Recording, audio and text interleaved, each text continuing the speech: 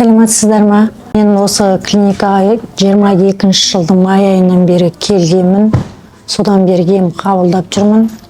Ең бірінші язва желудкамен келгем, негізіндегі ауруым. Дәріні ішіп жүрдім, содан жақсы болып жазылғаннан кейін екінші рет буындарым ауырып, сол буындармен келгем. Буындардың 40 буын дәрісін іштім. Содан жақсы эффект, результаты жақсы.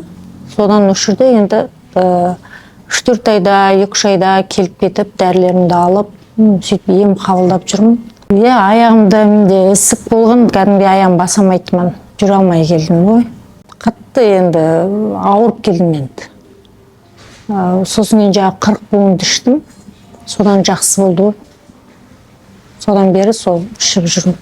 Өзіме жақсы нәтижелер беріп отыр, сондықтан жиі келемін, дәрілерін алып ішіп тұрамын.